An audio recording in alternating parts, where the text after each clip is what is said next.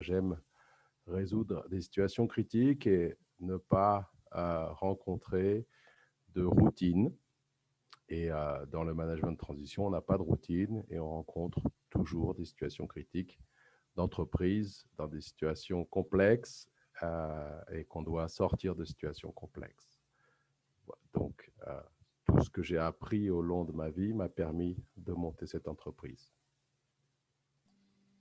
Ce que tu as appris au long de ta vie. Est-ce que tu veux peut-être développer un petit peu ce point?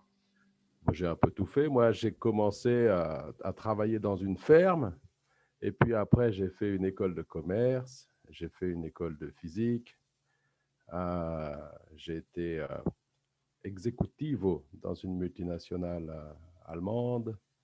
J'ai travaillé au Centre national d'études spatiales aussi en France.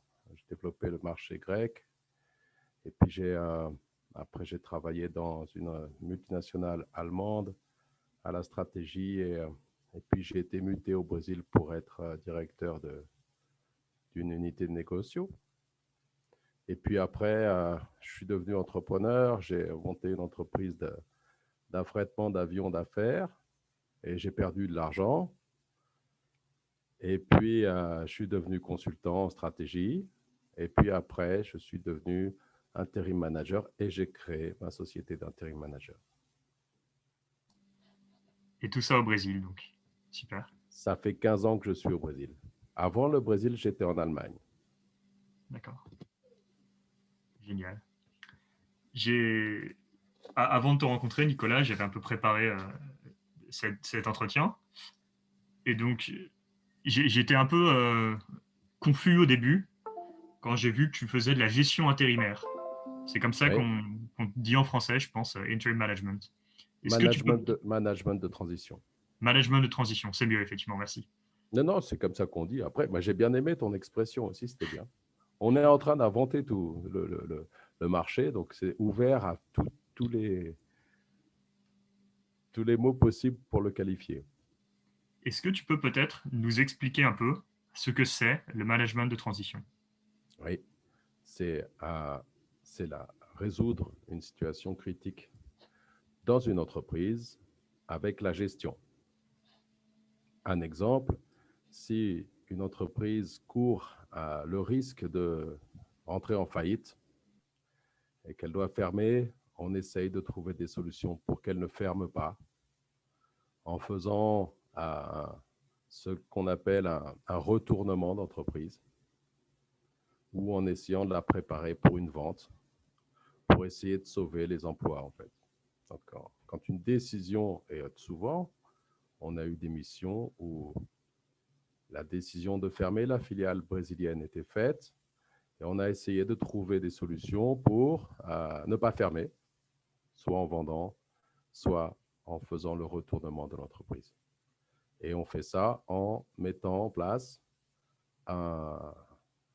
des directeurs et en les accompagnant en mode projet. On les accompagne. Donc, quand tu dis que vous mettez en place des directeurs, c'est-à-dire que vous faites venir des personnes extérieures à l'entreprise qui vont la gérer pendant un certain temps, c'est ça? On fait venir des directeurs intérimaires qui sont partie de notre pool. Nous avons un pool de directeurs et on prend le meilleur pour la situation et on l'accompagne. Super.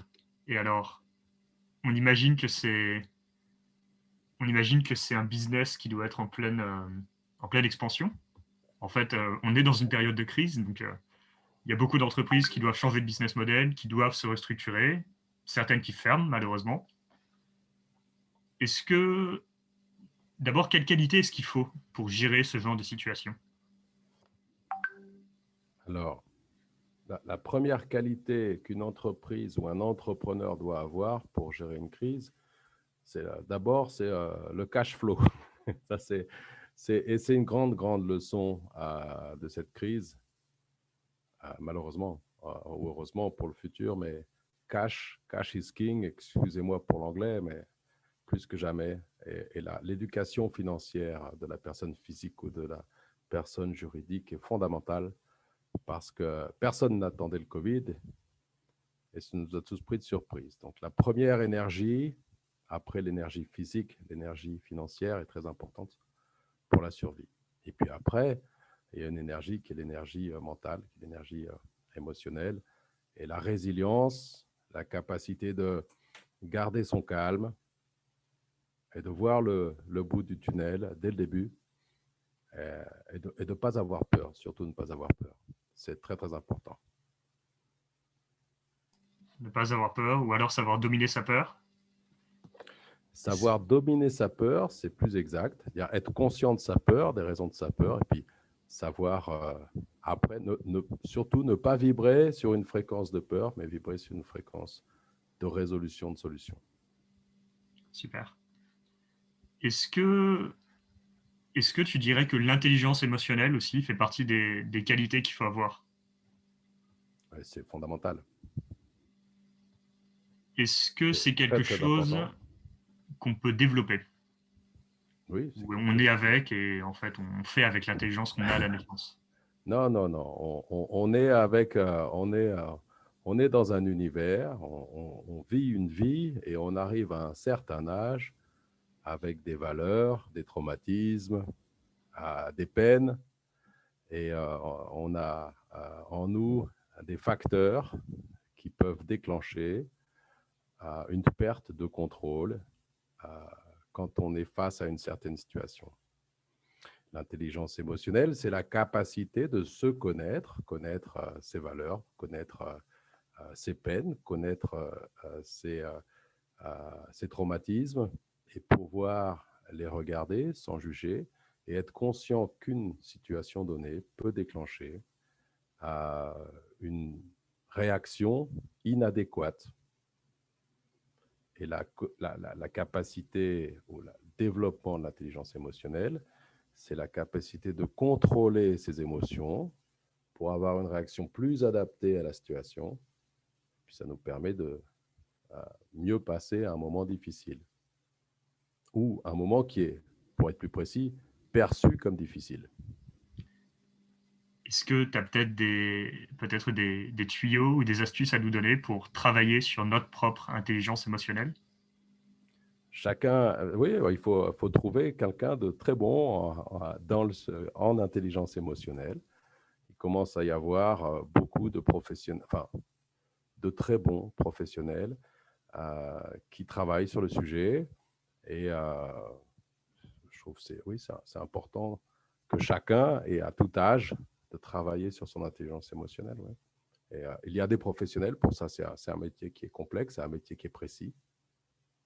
Mais ça, nous pouvons tous trouver aujourd'hui un professionnel, un coach, une personne formée en intelligence émotionnelle pour travailler sur sa propre intelligence émotionnelle et son développement de cette intelligence. Ça fait partie des soft skills dont on dit qu'elles sont tellement importantes aujourd'hui en 2021 pour son développement personnel et pour sa carrière. Ça fait, oui. Et puis pour ses amis, et puis pour son couple, et puis pour ses enfants, c'est très important. Oui. Tout à l'heure, j'ai évoqué rapidement la crise du Covid. Oui. Pour toi, en tant qu'entrepreneur et en particulier en tant que personne dont les clients sont des entreprises en difficulté, est-ce que cette crise, c'est une difficulté ou est-ce que c'est une opportunité?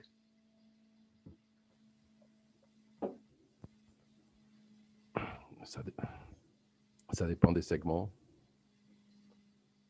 Ça dépend des segments. Il y a des segments qui produisent beaucoup plus que jamais. Si tu dois produire aujourd'hui des seringues, par exemple, ton problème va être d'augmenter ta capacité de production. Malheureusement, la majorité des segments, la majorité des entreprises a beaucoup souffert. Oui. Oui, on est dans une phase très, très critique pour la majorité des entreprises aujourd'hui.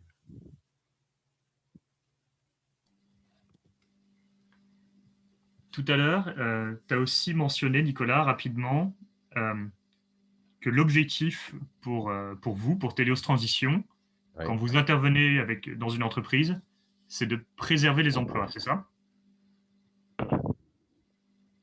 Ça, c'est une philosophie très personnelle que j'applique et je fais appliquer à mes associés. Le manager de transition avait cette image de personnes indésirables ou cost killer. Je n'ai pas du tout cette philosophie-là. Je pense que, enfin, moi, personnellement, je suis un fervent défenseur et activiste du capitalisme conscient. Et je pense que si on peut développer ces valeurs de prouver que être entrepreneur, c'est une jolie profession, c'est une profession qui crée de l'emploi, et passer ces valeurs de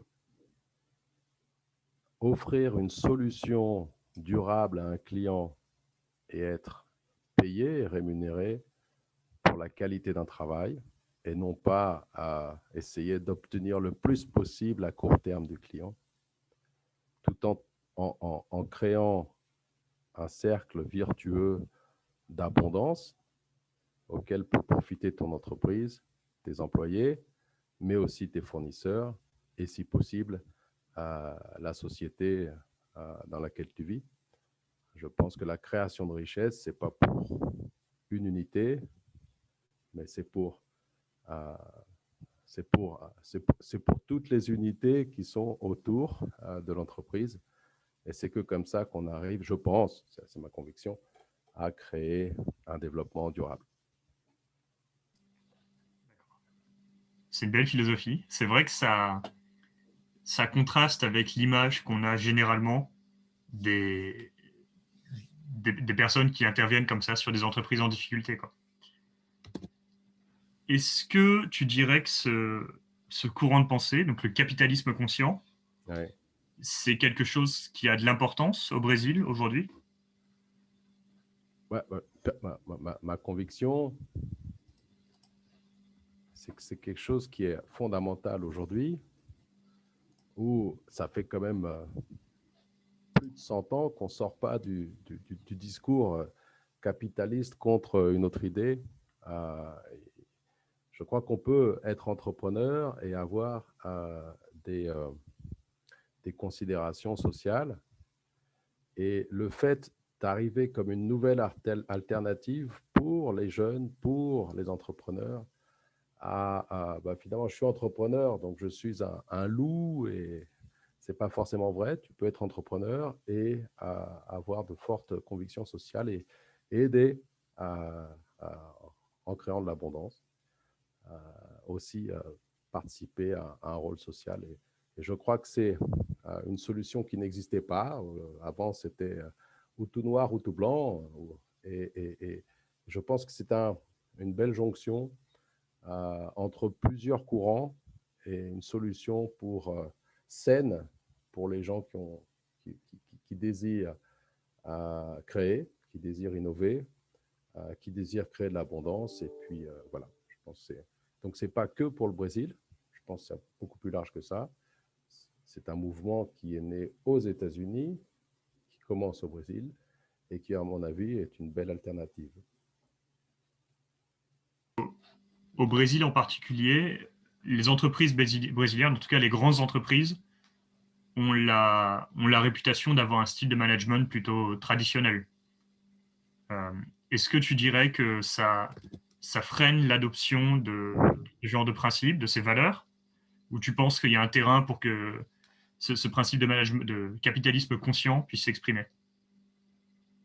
Ouais, c'est intéressant. C'est un management peut-être plus conservateur,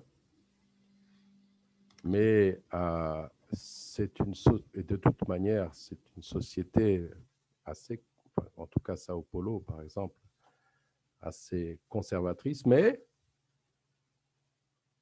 très innovante, très ouverte à la nouveauté et très flexible. Une fois de plus, c'est les opposés qui se rencontrent et qui font la magie du Brésil. Et on trouve parmi les entrepreneurs brésiliens, mais dans les grandes entreprises aussi, très, très grands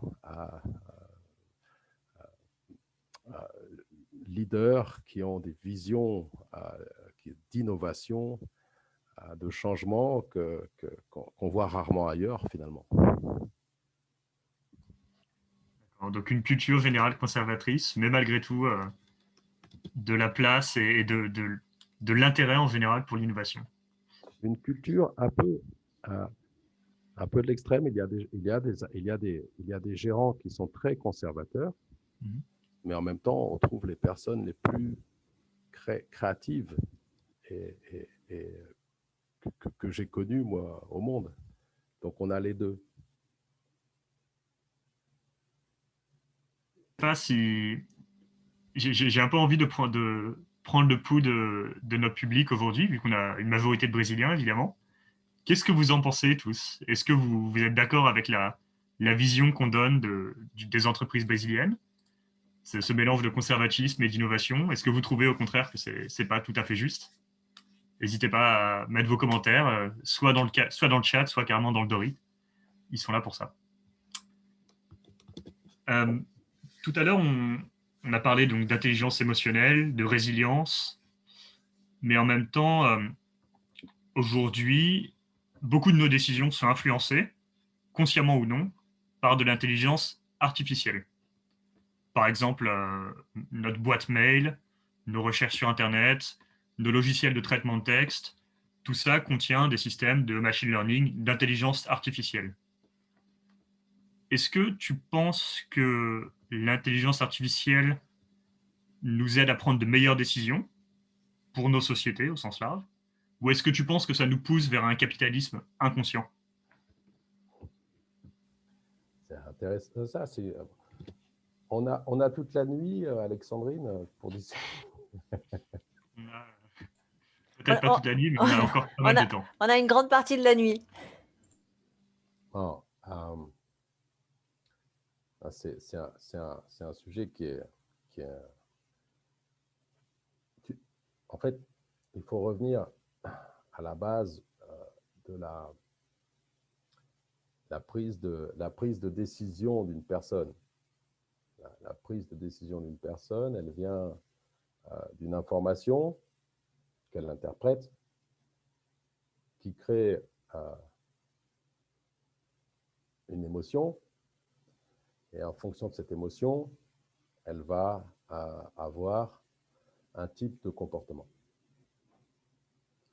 C'est pour ça que depuis toujours, le contrôle de l'information est fondamental, parce que quand tu contrôles l'information, tu contrôles les sentiments et tu contrôles les comportements. Ça, c'est une loi qui est très ancienne, depuis l'imprimerie et même avant. Maintenant, nous sommes dans un monde où l'intelligence artificielle, il y a 4 degrés d'intelligence artificielle.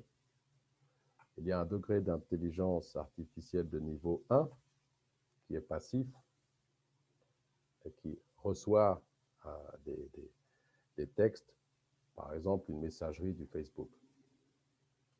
Il y a un deuxième degré d'intelligence artificielle qui reçoit des informations et réagit de manière pré-programmée à ces informations. C'est l'exemple de la voiture autonome, Tesla. Il y a un troisième niveau d'intelligence artificielle où on arrive, où un robot peut percevoir, comprendre, en tout cas à travers de méthodologies comme la PNL, par exemple, quelles émotions, par exemple, toi, Eloy, tu ressens maintenant. Et en fonction de ça, prendre une certaine décision. Puis un quatrième niveau d'intelligence artificielle qui fait peur à beaucoup, c'est la prise de conscience de ces robots par eux-mêmes et de prendre des décisions autonomes. Donc ça, c'est les stades de développement d'intelligence artificielle. Et nous savons que l'être humain, en recevant certaines informations, à certaines émotions et certains comportements. Donc, effectivement, l'intelligence artificielle, qui aujourd'hui fait ce qu'on lui dit, si on lui dit « trouve tout ce que Eloy aime bien et bombarde-le de ce qu'il aime bien pour qu'il achète beaucoup », ils vont réussir. Ou alors, il faut vraiment avoir une grande intelligence émotionnelle pour dire « je veux pas voir ça ». Excuse-moi, Nicolas, je me permets de nouveau de t'interrompre pour te demander de te rapprocher un tout petit peu du micro, si ça te fait Ah, rien. pardon, excuse-moi. Merci beaucoup. Je vais rester comme ça. Pardon. Est-ce que je dois répéter la fin ou quelque chose? Ça va? Pour moi, ça va. N'hésitez pas à vous manifester, tout le monde, si vous n'avez pas compris quelque chose. Donc, oui, l'intelligence artificielle, en fonction de comment elle est programmée, peut être une menace à notre liberté de prendre des décisions, ou plutôt un grand allié pour qui est derrière, pour influencer encore plus nos décisions.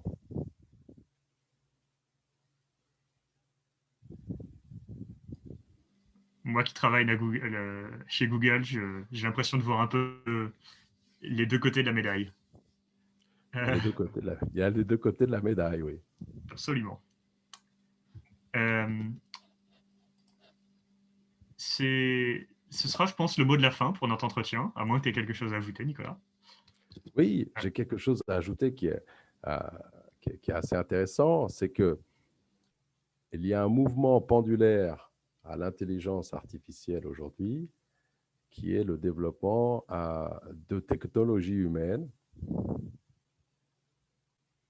qui ressurgissent en fait, qui sont des technologies basées sur ce qu'on appelle la spiritualité non religieuse, l'étude du cœur, où on se rend compte que le cœur a des neurones, où on se rend compte qu'à travers certaines technologies et méthodologies, on arrive à influencer beaucoup plus notre environnement.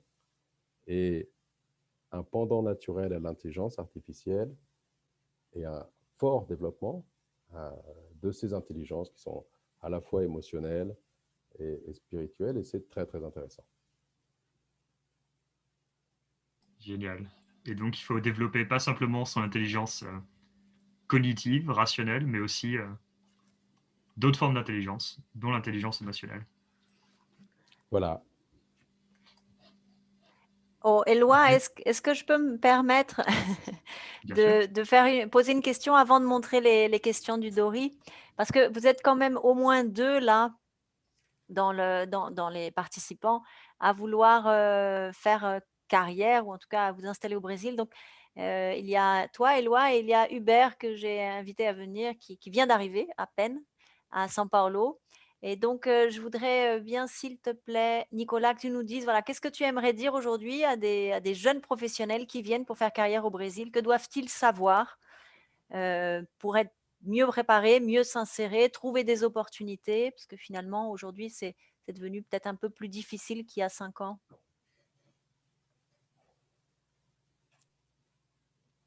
Déjà, c'est qu'il fasse enfin, faut faire son ikigai. Il faut être sûr de savoir où on va et comment on y va. Et à partir du moment où on est sûr de savoir où on va et comment on y va, les choses se passent. Et au Brésil, il faut beaucoup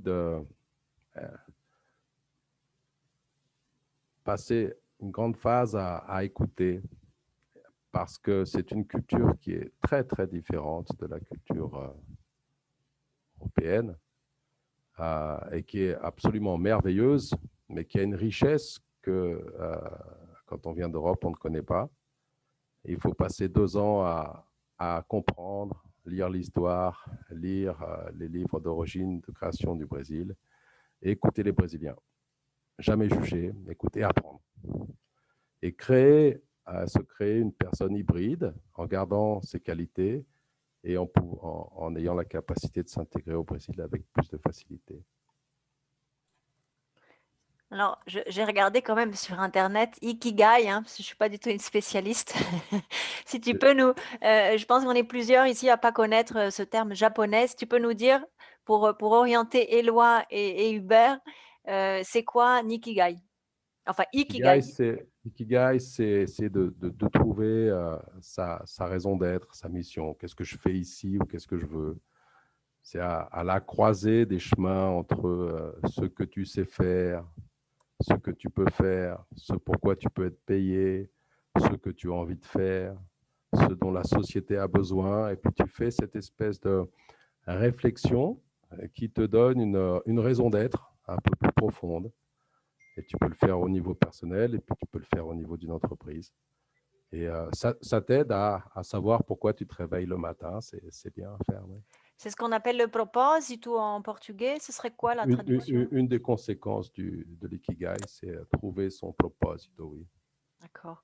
Alors, dans un autre sens, hein, on a aussi beaucoup de Brésiliens qui étudient le français avec nous et qui sont là justement pour pratiquer et qui se demandent qu'est-ce que je dois bien savoir sur la France, la Belgique, la Suisse, le Canada, c'est comment là-bas?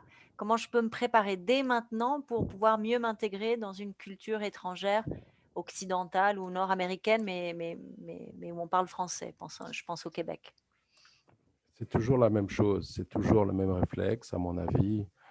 Je pense qu'il est très, très important de lire l'histoire pour comprendre le présent d'un pays. Il faut avoir envie de comprendre, il faut comprendre l'histoire, comprendre pourquoi une civilisation ou une culture est à ce niveau-là.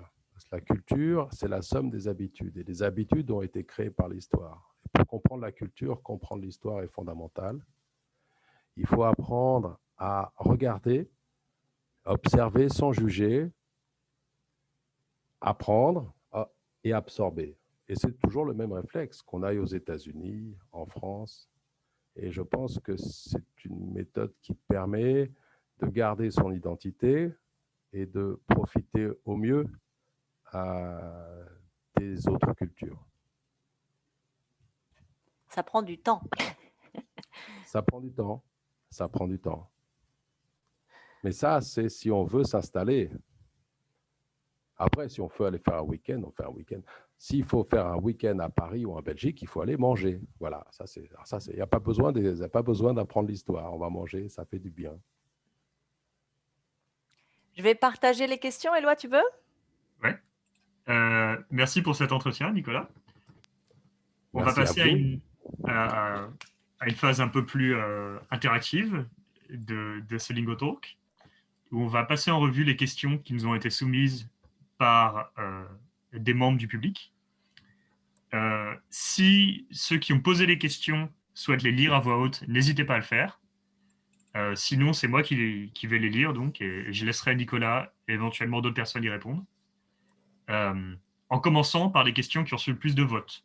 Donc, n'hésitez pas à cliquer le petit pouce qui se situe à droite de l'écran pour voter pour les questions qui vous intéressent, d'accord? Tudo bem? Vamos lá.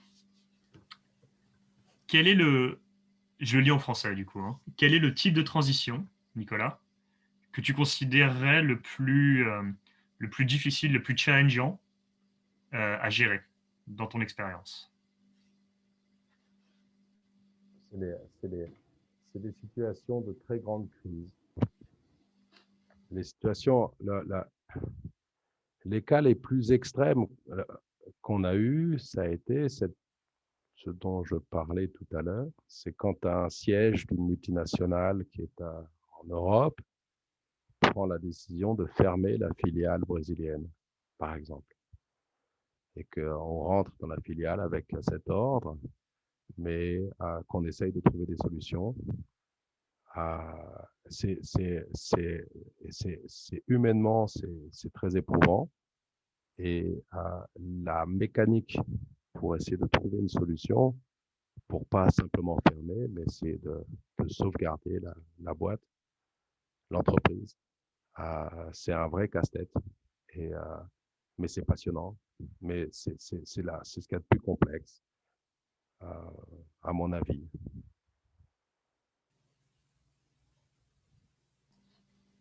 D'accord. Donc les entreprises en situation très grave où c'est une boîte ou une branche qui va fermer. Qui doit fermer, puis on essaye que ça ne ferme pas. D'accord. Et on y arrive parfois? Oui. Génial. Donc c'est ça en fait. Souvent d'ailleurs, souvent. En fait, ça nous donne déjà un peu l'idée de votre propósito. Je pense que c'est un bel objectif auquel penser quand on se réveille le matin. On a une question qui est un peu liée justement. La question suivante qui est: quel est l'objet de votre entreprise? Comment elle fonctionne? Et d'où est venue l'idée de la créer? L'idée de la créer, parce que moi j'ai commencé, il y a 10 ans, j'étais un manager de transition. Et puis après, je suis allé chercher des partenariats en France et j'ai observé leur modèle et j'ai appliqué leur modèle au Brésil puisqu'il n'existait pas encore. Donc, comment elle fonctionne? On a une équipe de managers qui sont présélectionnés et on informe nos clients potentiels qu'en cas de grande transformation, de crise ou même d'absence temporaire, on peut les aider. Et c'est plus un travail un peu comme le calendrier des pompiers, où on dit qu'on est là, et quand le besoin survient, on intervient. Et donc ces managers de transition qui sont dans votre pool, c'est des gens qui ont l'expérience, qui se prêtent à la mission qu'on va leur confier. Donc on imagine que par exemple, si c'est une entreprise de distribution, c'est des managers qui, eux, ont travaillé dans la distribution. Qui ont fait déjà ont résolu le même problème plusieurs fois, dans les mêmes conditions et dans le même segment ou similaire, oui. D'accord. Et peut-être, et qui sont de seniors, comme on dit, qui ont plus de temps d'années ou... Qui sont seniors pour les cadres, pour les projets de transition classiques, qui sont des gens seniors, qui ont en général plus de 50 ans. Pour nous, quelqu'un qui a 51 ans, c'est quelqu'un qui est tout jeune. Et sauf pour la division de transformation digitale, où les profils sont différents, où on utilise des gens qui sont très dimensionnés parce qu'ils ont, par exemple, déjà eu leur start-up, déjà fait un applicatif, ils l'ont déjà vendu. Donc, ils ont cette expérience, donc ils sont jeunes, mais ils ont une forte expérience. Et on sait en particulier que dans le monde des startups, les situations de crise et les échecs sont fréquents. Donc, quelque part, on est exposé à ces expériences très rapidement. Oui. Et les mentalités sont absolument différentes. C'est un autre monde. Et quand on a affaire à un client qui nous demande de faire une transformation digitale, on appelle ces gens-là parce qu'il n'y a qu'eux qui peuvent faire ça. C'est très spécifique. Est-ce que, donc, tu nous as expliqué tout à l'heure que tu avais identifié, tu as découvert en fait cette activité de la gestion intérimaire en Europe et que tu es venu un peu la développer au Brésil. Ouais. Quelle différence culturelle tu vois dans le management de transition ou dans la gestion intérimaire à la française versus à la brésilienne? C'est la même chose. C'est la même chose. C'est un monde qui est entre le conseil et le recrutement. C'est le recrutement pour une période donnée d'un cadre. Mais en fait, c'est une proposition nouvelle, c'est un métier nouveau, c'est un métier qui a une vingtaine d'années en France et en Europe, qui a une dizaine d'années au Brésil, mais qui commence, une dizaine d'années au Brésil, plus pour répondre aux filiales de multinationales et qui commence à se développer localement. C'est une nouvelle activité. Et c'est une activité qui correspond à une nouvelle nécessité des entreprises, puisque le monde change chaque fois plus vite. Avoir besoin de quelqu'un qui comprend ce changement et qui rentre dans l'entreprise pour faire ce changement, par exemple une transformation digitale, et qui ne restera pas forcément dans l'entreprise, puisqu'il a cette spécialité de monter ce département digital et puis après aller en monter un autre dans une entreprise. Et puis, d'un autre côté, on voit se développer ce désir des cadres, qu'ils soient seniors ou plus jeunes, à ne plus avoir le même badge toute la vie, mais travailler en mode projet, un jour dans une entreprise, un jour dans une autre, réaliser ce qu'ils savent faire et s'en aller, et puis aller réaliser dans une autre entreprise. Donc, il y a une volonté du travail et il y a une nécessité des entreprises. Donc, par définition, on a une opportunité de développement ici. Sur l'activité, ok, mais tu vois, en France, par exemple, les entreprises en crise, elles sont super aidées par les pouvoirs publics. Ici, non. Alors, est-ce que tu vois dans l'activité, on va dire, dans la manière de faire, en dehors de l'activité, la manière de faire, des différences entre, ça peut être les Américains, les Français, les Brésiliens, dans cette activité? La manière de conduire la transition. Non, la méthodologie est la même. C'est mettre une... Je vais prendre un exemple. Je ne sais pas si vous avez vu le film Sully, le pilote qui pose l'Airbus A320 dans le fleuve Hudson à New York, qui est une histoire vraie. Donc le capitaine a pris des oiseaux dans les 2 réacteurs et il a sauvé tous les passagers. Il a gardé son calme, intelligence émotionnelle, résilience, contrôle. Il a vu où il allait se poser et il s'est posé, il a sauvé 120 passagers. Moi, si demain je décolle de Congonhas, je sais que le capitaine de la TAM, il est formé pour pouvoir faire un atterrissage d'urgence dans le Tietê, par exemple. S'il y a Sully dans cet avion, juste pour cet atterrissage dans le Tietê, je vais préférer Sully plutôt que le commandant, parce qu'il a déjà fait, il a déjà géré la même situation de crise avec succès. Le management de transition, c'est la même chose. C'est mettre quelqu'un qui a déjà résolu avec succès la même crise, en mode projet, accompagné par un associé. Donc, cette méthodologie est la même. Après, la gestion locale, la culture locale, on retourne effectivement dans le sujet de culture, gestion et management brésilien versus français, mais de manière plus classique, oui. En termes de résilience, par exemple, si on compare la France et le Brésil, tu dis, toi qui connais 2 types de managers, est-ce qu'il y a des différences qui sont assez importantes avec des études qui sont faites sur le niveau de résilience, niveau de savoir-faire dans la gestion du stress, par exemple, ou des conflits dans une culture ou dans une autre? Je trouve que moi, j'ai très peu travaillé en France. J'ai travaillé en Allemagne et un peu au Brésil. Mais je trouve les Brésiliens très, très, très résilients. Quand ils ont toujours cette lueur d'espoir, cette créativité de trouver une solution. Ils sont rapides dans l'innovation et vai dar certo. Et ils le font. Et il y a cette énergie positive. Au Brésil, le Brésil a cette grande richesse, cette grande capacité qui est une leçon pour beaucoup de personnes. C'est cette capacité d'avoir une énergie absolument merveilleuse et positive. Ça rejoint un peu. On a eu plusieurs contributions. Merci d'ailleurs à Luciana, à Laetitia et à Fernando d'avoir partagé un peu leur perspective. Donc, en fait, ce que vous disiez un peu tous les trois, c'est qu'effectivement, les Brésiliens sont très résilients et qu'ils sont très ouverts à l'innovation. Il y a une tendance conservative, comme on disait tout à l'heure, mais que en fait, au Brésil, on s'adapte rapidement et on se remet vite des échecs. Et je pense qu'effectivement, c'est quelque chose dont on a sans doute pas mal à apprendre.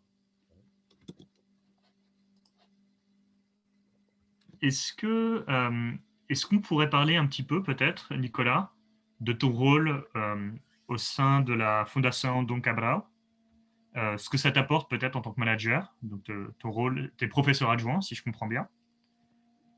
Et comment tu vois la relation entre le monde des affaires et le monde académique au Brésil? Je suis professeur à la Fondation Dom Cabral en stratégie pour les entreprises de taille moyenne. Et dans ce cas, dans un programme qui s'appelle le PAEX, Parceiro para Excelência, où on passe la connaissance de la définition d'un plan stratégique et de son exécution en accompagnant le client sur un cycle de 2 ans. Donc, on participe à des réunions, un comité stratégique, on définit la stratégie et on accompagne son implémentation. Donc, j'accompagne aujourd'hui 2 entreprises par mois. C'est une journée en tout. Et puis, en parallèle, je développe le contenu du cours de PDD, Programa para Desenvolvimento dos Dirigentes, en innovation et en intra-emprendedorisme. Donc, je développe le contenu et je vais le passer ensuite à ces entreprises. Je pense que moi, mon choix pour la Fondation Dom Cabral, c'est toujours garder un pied avec les entreprises familiales, avec les entreprises brésiliennes, avec le monde académique brésilien, avec la connaissance de la gestion brésilienne, et puis garder la tête ouverte à l'innovation, la tête ouverte à ce qui se passe, aux dernières tendances en gestion. C'est garder les 2 doigts dans une prise d'actualité, être près des entrepreneurs brésiliens, être près des actualités d'innovation, pour pas que je m'envole dans mon entreprise tout seul en perdant le cap de ce qui se passe dans le monde. Et puis, ça me permet de me sentir mieux inséré et mieux comprendre ce qui se passe autour de moi. En passant, en profitant pour passer ce que j'ai, en tout cas ce que je crois avoir pu comprendre jusqu'à aujourd'hui, j'essaye de le passer aussi. D'accord. On pourrait résumer ça en disant que ton rôle, en fait, c'est un peu de faire la navette entre la théorie, le monde académique, et la pratique, ce qui se fait en entreprise, comment on innove, comment on gère. Est-ce que on a une question que je trouve intéressante aussi, qui est très spécifique sur le rôle du DRH au Brésil.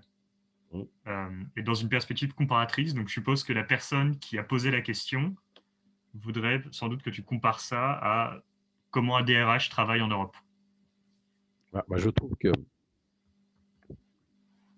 attention, pas dans toutes les entreprises, mais dans la grande majorité des entreprises, je trouve que le DRH n'est pas assez valorisé. Parce que souvent, le DRH, c'est quelqu'un qui va s'occuper des recrutements, de la paye. Mais une entreprise, c'est avant tout une somme de personnes. Donc, je pense que la fonction RH est une fonction qui est hautement stratégique, qui doit être hautement valorisée. Et je pense que souvent, il y a encore ce gap et la fonction de RH stratégique ou de vice-président, elle est moins diffuse au Brésil, effectivement, qu'en Europe, même si on commence à voir des RH qui sont plus VP, vice-président. C'est une bonne tendance. Mais voilà, donc ça, c'est mon avis. Donc un rôle qui est trop limité à l'administratif et qui gagnerait sans doute à être il y a besoin d'être plus reconnu, oui. Ouais. À être mis dans une position plus stratégique. Ouais. Une de nos dernières questions vient de Laetitia, ou Laetitia, si je prononce ça correctement. Comme management, ou plutôt comme manager, on dirait en français, vous devriez être capable de diriger les gens. Comment faites-vous cela? Ça, je me le demande encore.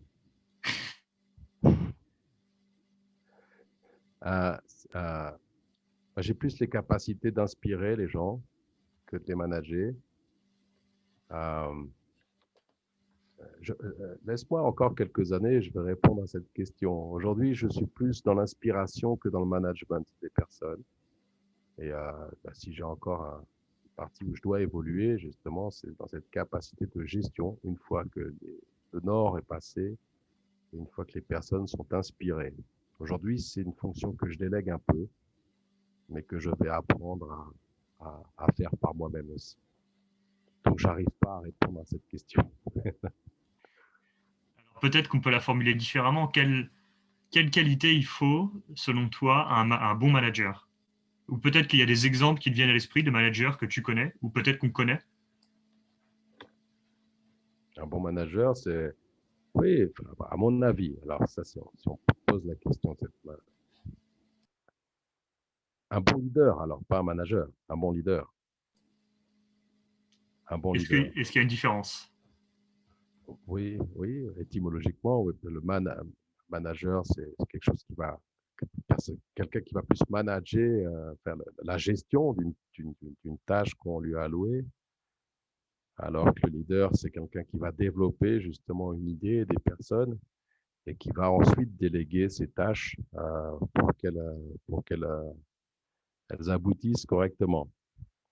Mais si on répond donc à la question à un leader, c'est quelqu'un qui doit inspirer, qui doit montrer le nord, qui doit motiver, qui doit ensuite expliquer comment on va vers ce nord, qui doit être capable de compréhension, qui doit être capable de se mettre dans la peau des autres tout en maintenant une certaine rigidité, parce que libérer les énergies en donnant un cadre d'activité, de liberté qui ne mette pas en péril le plan stratégique de l'entreprise. C'est tout un art entre générer des résultats, générer de l'énergie qui vont générer des résultats dans un cadre bien donné avec des indicateurs pour mesurer ces progrès. Donc c'est un art entre la gestion de l'humain et la gestion du rationnel et des résultats et de la discipline. C'est une profession très, très complexe. Il faut toute une vie, toute une carrière pour apprendre à manager. Oui, c'est quelque chose de très complexe. Est-ce que, est-ce que tu dirais que les langues, le fait de maîtriser pas seulement le portugais, mais éventuellement l'anglais, l'espagnol et peut-être même d'autres langues, c'est quelque chose d'important pour ces managers de transition Pour tout le monde. avec lesquels vous travaillez? Pour tout le monde. Pour tout le monde. Pratiquer, pratiquer, pratiquer l'anglais, aujourd'hui, c'est essentiel. Parce que aujourd'hui, tu peux être dans une petite entreprise familiale qui demain va être achetée par un groupe étranger. Et quand ils vont faire les synergies, ils choisiront celui qui pourra parler anglais. Parler anglais, c'est fondamental. En plus, justement, dans le monde de l'Internet et du digital, on a accès à des contenus en anglais qui ne sont pas toujours traduits. Et ça nous permet d'accéder à une plus grande connaissance. Ensuite, parler une autre langue, c'est encore mieux, oui. C'est souvent un différentiel et on voit souvent des annonces ou des désirs de postes à responsabilité pour qui forcément l'anglais est obligatoire et français ou allemand serait un plus. Et c'est de plus en plus un plus. Alors oui, c'est important. En plus, ça aide et c'est fondamental pour comprendre la culture.